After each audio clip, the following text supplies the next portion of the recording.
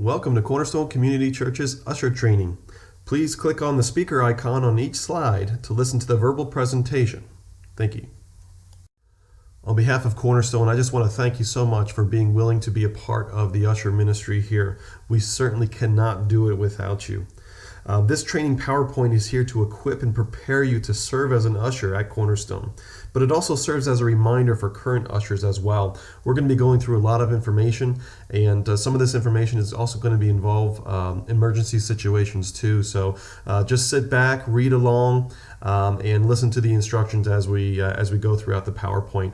As well. At the end of the PowerPoint, please print the screen, sign the form, and return it to the Usher team leader. We just want to make sure that everybody has a chance to view this and that everybody is properly trained. We just appreciate it so much. Thank you. If we were to think about what an usher does, one picture that comes to mind is a picture of being a host. A host, not necessarily a host with the most, but a host serving the most high, of course, or a hostess serving the mostess, if you will. But one thing to maybe ask ourselves is what is it that a great host would do? You know, if you were to invite people over to your house, what would you do for them? And ultimately, it's to help people feel welcome, to help them feel comfortable in their setting. And so if you have guests coming in, you want to assist them in any way that you can. You want to help them find seats. You want to give them anything that they need for the night. In this case, obviously, it's a bulletin. But you also want to assist the pastor as well. Now, the pastor has different things that, of course, he's doing. His plate is pretty full, but oftentimes that there might be disruptions or there might be emergency situations. And, of course, the pastor is going to need your help in order to make the atmosphere go very well in honoring and glorifying to God. But it's also assisting with the temperature. A lot of times there's a lot of people who are hot and cold, and we don't want it too uncomfortable, but we do what we can to help people feel welcomed and help them feel comfortable as well. When considering what to wear or what your attire should be, there should be three things to keep in mind. One is modesty, second is attention, third is whatever is culturally appropriate.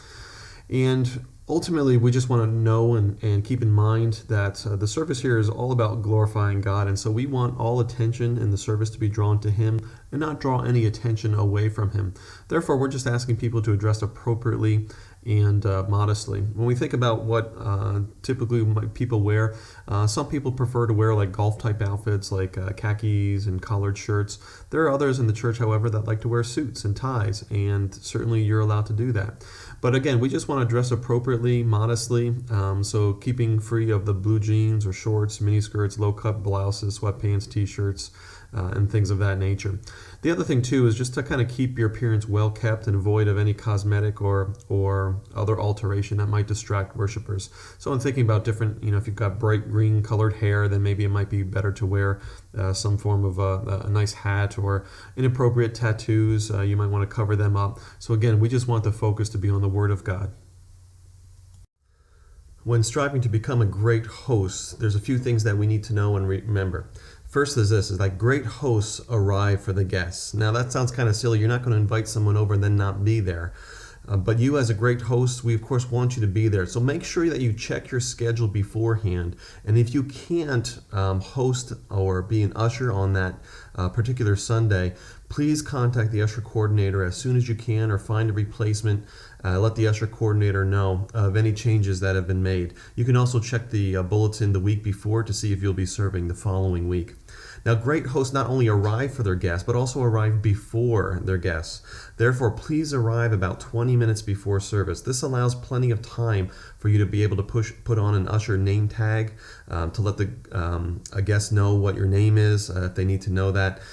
Be ready at your post when the guests arrive. A lot of people arrive early, and so make sure that there's 2 ushers inside for seating, but also 2 ushers at the door. But here's a note too. Please make sure that the sanctuary doors are closed until after special music practice or after the previous service or Sunday school is over. Guests may enter after the sanctuary is ready and prepared, but not beforehand. Thank you so much. Okay, the first thing that when people walk in the door, it's basically essentially saying, welcome. A great host welcomes their guests warmly. They make them feel welcome. And so even just by saying, hey, welcome to Cornerstone, or good morning, and here's that kicker, with a smile. And see, without that smile or so, if you say, well, welcome, with just a frown, you're just not happy to see them, and they are not feeling welcomed. And so it's a very simple thing, but those simple things can mean a huge difference. So good morning, welcome, with a smile is great. So we're having 2 ushers handing out bulletins, but also keep in mind too, like, for example, are they bringing food into the sanctuary? Or do they have coffee in their hands, but without lids? So one of the things that we want you to do, though, is be able to redirect them. And so, for example, if you were to say, I'm sorry, no food in the sanctuary, or hey, you don't have a lid on your coffee and you can't do that. Obviously, that's not a very welcoming way to say things. But if you'd be able to direct them and say, oh, I'm so sorry, not allowed to have any food. Would you mind eating that outside here? Or, would you mind putting a lid on that beforehand? That would be greatly appreciated. Just something of that nature where the person feels welcomed. They know that you're kindly directing them with any kind of instruction. But you're also as well letting them know that, hey, we need to have some lids on the coffees beforehand, because obviously we don't want our carpets to be stained, and we want to be good stewards of what the Lord has given us as well. So you want to redirect them with that, but again, make them feel welcome. Okay, so 2 ushers have welcomed the guests into the sanctuary, and so the 2 other ushers then are going to be great hosts once again, and to find seats for their guests. Now, what you're going to want to do then is to walk the guests to the seats. And so usually in the beginning, people can find their own seats. But as we get a little bit into the service and we have some latecomers coming in, of course, we want to do everything that we can to help them find seats.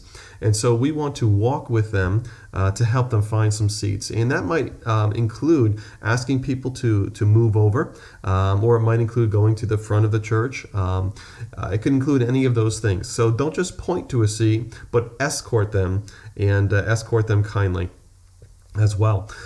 If there are wheelchaired individuals, you can always move a chair at the end of an aisle to just remove that and put that in another location, maybe in the narthex or somewhere else in the back of the church as well.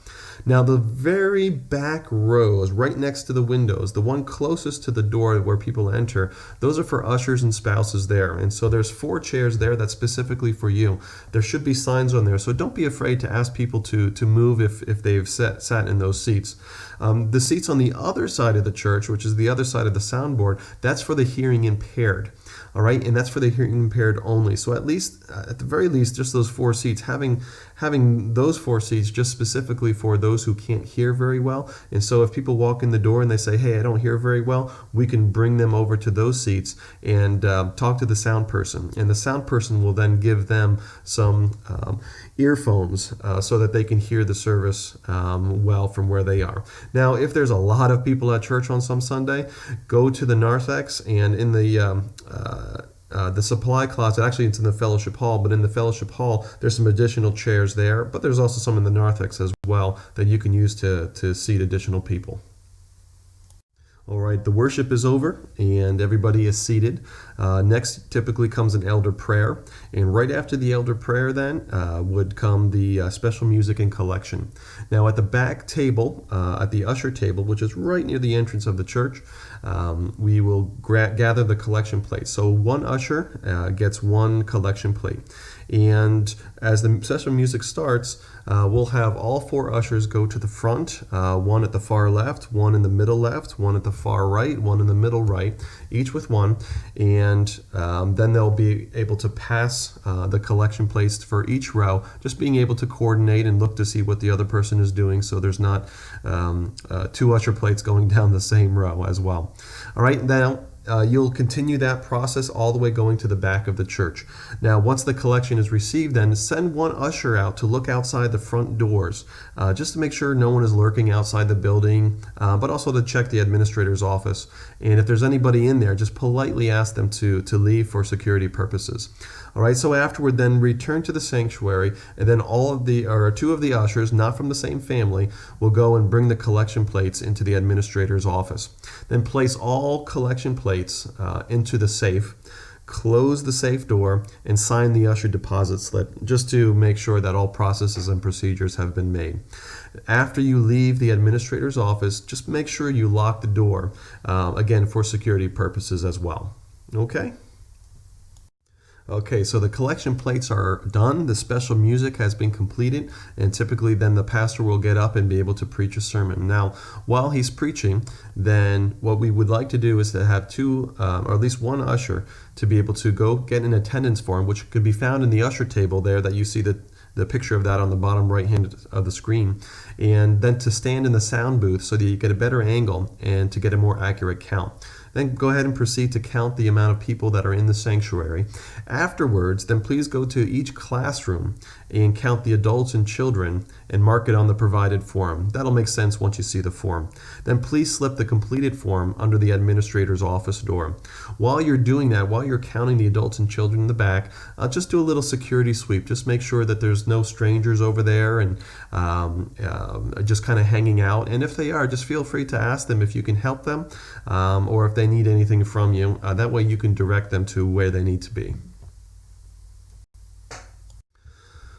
One of the things about being a great host is helping people feel comfortable. And so when it comes to the temperature in there, you're in charge. And so please turn off fans or turn them on based on the need. And the toughest thing is that it might be warmer in the front of the church than it is at the back of the church. So you just do the best that you can. You can adjust the temperature as you see on the graph on the right, the instruction. You see where it says temp.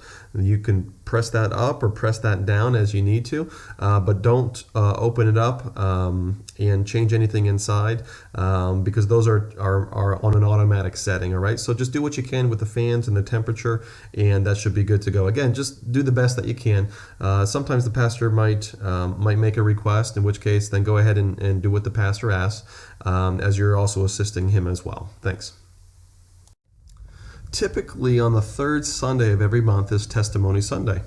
And your assistance is going to be needed once again. And so just check the bulletins each time that you come in. When you come in 20 minutes early, just check the bulletin just to make sure that it's not that Sunday that you're there. But if it is, typically it's before the sermon, around the special music time, a little bit before, a little bit after. Again, check your bulletin. But we do Testimony Sunday, and so in which case people in the congregation go ahead and they give a testimony. Now, of course, they're going to need additional assistance because not everybody has big mouths or loud voices, and so we need some microphones. And so if we can have two ushers then can remove two microphones from the stage and get them from the sound booth. And as the pastor or the elder in charge calls on the person, then the closest usher might hand them a mic and wait nearby for the testimony to be completed, and then go ahead and get that mic from the individual. After the testimonies are completed, then just make sure you return the mics to the mic stands on the stage there, and you're good to go. All right? All right. Although this doesn't happen very often, occasionally there are disruptions in the congregation. And so one of the things that you're responsible for is to assist the pastor in maintaining order, again, so that the atmosphere might be one of learning and worship within the church as well. And so if necessary, or when necessary, you may need to ask individuals who are being disruptive to the service, or their parents or families of children who might be crying or screaming. You may need to assist them or ask them, or even escort them to another area within the church building. This area should have a closed circuit TV where they might be able to watch the service still, or it might be to offer child care services to the individuals or to the parents. Oftentimes the narthex is not far enough for the individuals if they're screaming, but again, the fellowship hall might be a better area. The TV there should have access to the service as well, and so you might need to adjust the TV or turn that on for them if they would prefer that as well. Also on occasion, the ushers may need to ask individuals or groups outside that are playing sports to refrain from playing during the service. And as a matter of fact, you might as well just invite them to come on in to the service to worship with us. Now, no one has taken us up on that offer yet, but we hope that's the case. Rarely does this really ever happen, and if it gets so bad that the pastor will actually instruct an usher to go and to assist a person. But again, it hardly ever happens, but be ready and be prepared because it might need to happen. When considering whether or not to have the doors open or closed, just keep a couple things in mind. The first is that when people talk in the narthex, they do get pretty loud and the sound echoes into the sanctuary. So when thinking about this, you want to keep the doors closed when there's someone at the front of the church who's speaking. So maybe it's during the welcome, special music, prayer, the sermon. At all those times, the doors should be closed. And think about this too at the end of the service. So even though there's a closing song, there's also going to be a closing prayer. So we want to make sure that those doors are closed even at the end of service until service is dismissed as well. So that pretty much finishes up our times of what ushers should do during the services. For the remainder of the sessions here, we're going to be looking at emergency situations. And so focus and pay attention on these. Now, thankfully, we haven't had to deal with any emergency situations. But just in case we do have to deal with them, we want to make sure that you're prepared. Now, in case of a fire, it's always good to know where the fire extinguishers are located. And so we have one in the back of the church near the outside exit, one in the narthex outside the office door. We also have another one in the kitchen near the prayer room door, and a fourth one is located outside the youth room door in the fellowship hall. If you know of a fire or smell smoke, feel free to call 911 or instruct another worker to do so as well. If there is a fire, though, and the alarm goes off, we want to direct the congregation outside the two doors on the left of the sanctuary and direct them towards the pavilion.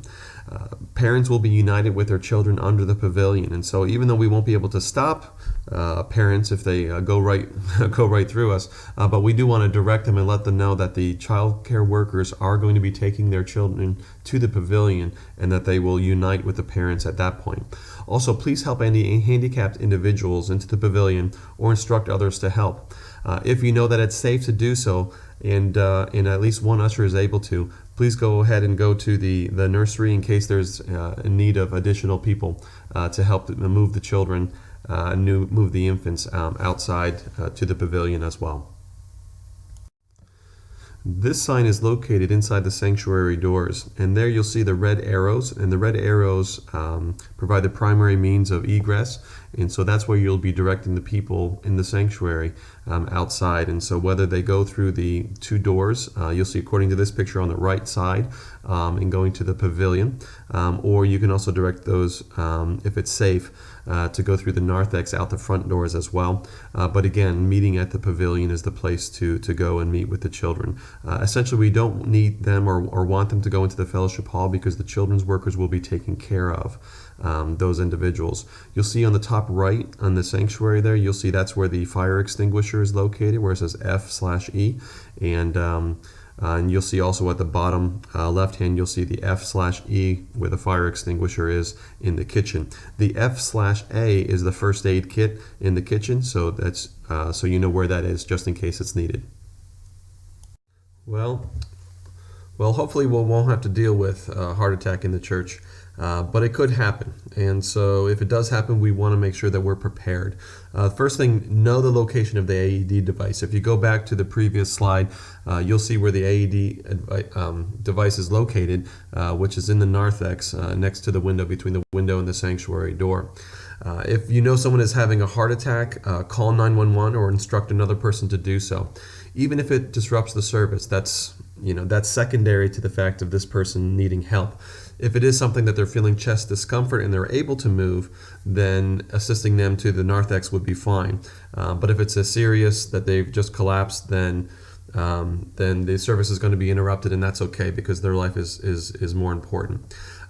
Retrieve the AED device or instruct someone else to get that device and to bring it over to where you're located. Then contact a member of the ERT team. The ERT is the Emergency Response Team at Cornerstone, and it's headed up by Paul Ringheiser, but it also includes individuals like Bill Bach, Kathy Grachowski, Rose Brew, Ray Heaston, and all of these individuals have training to use the AED device, but also in case of emergencies.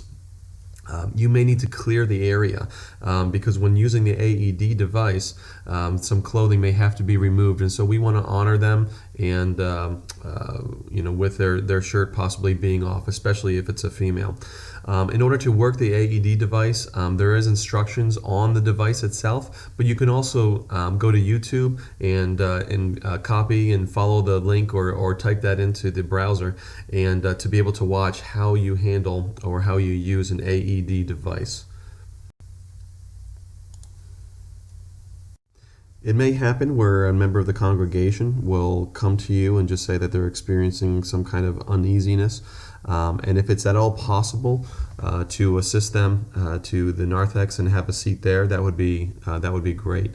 If that's not possible, then either way, make sure you contact a member of the ERT team, such as those discussed earlier, to assess the next course of action for this individual. You want to make sure that you stay on top of that, though, and just follow through with whatever's going on there. Alert another usher or two, just to let them know what's going on, so in case they need to cover any of the responsibilities that you may have. Well, it doesn't happen too often, but occasionally we may have a disruptive individual. Now, on a typical service, a disruptive individual may be a child who may not settle down, or someone who's disabled that may be yelling loudly during the service. And in which case, then you would want to approach the parent and just let them know that we do have a nursery available, or we do have other rooms available for the children, and that the parent can accompany the child there to that room if they would so desire to stay there with them. On occasion that we might have heard in the news that there might have been someone who has just stood up and started yelling during the service. Now, we've never had this in all of our years as a church, but it could happen. And so if that's the case, then chances are a pastor is going to address it from the pulpit.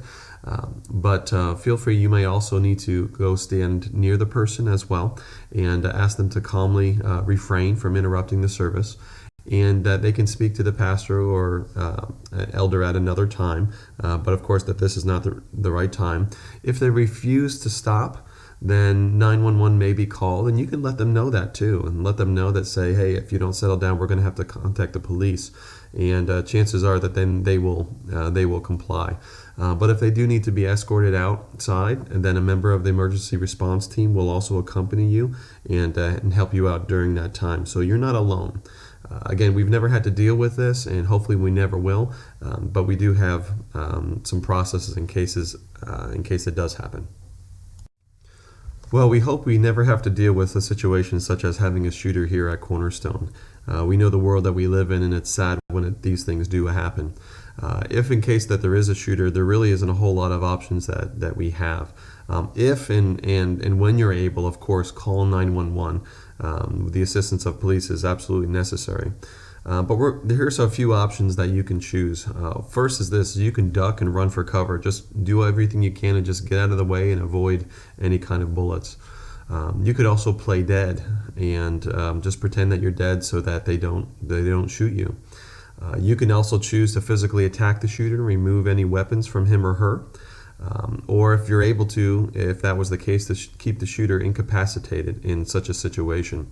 When the shooter has been disarmed, then to assist, do everything you can to assist the wounded. One of the things that we have offered here is first aid training, and if that's something that you want to learn more about, is that you can look onto the American Red Cross site and look for getting additional training in first aid as well. Of course, praying. We need prayers to happen, especially in this situation. So keep going with that. One of the things that would be good to do is just kind of keep in the back of your mind this, is that we probably have at least half a dozen people, probably closer to a dozen people, that are concealed carry permit holders of guns. And so you may want to make sure that you're out of the way in case someone does decide to act and attack the shooter by shooting them and protecting the congregation. So keep that in mind. We don't expect and anticipate this happening, but of course we do want to be prepared in case it does. Thank you for serving as an usher at Cornerstone. You are indeed a host serving the Most High God. If you have any questions, please contact the head usher ministry leader And go to the last slide. Please print out the last slide, sign it, and return it to the usher ministry leader at your earliest convenience. Without doing so, you may not be able to continue in the usher ministry. So please do that. It's very important. Again, thank you so much. May God bless you as you serve at Cornerstone.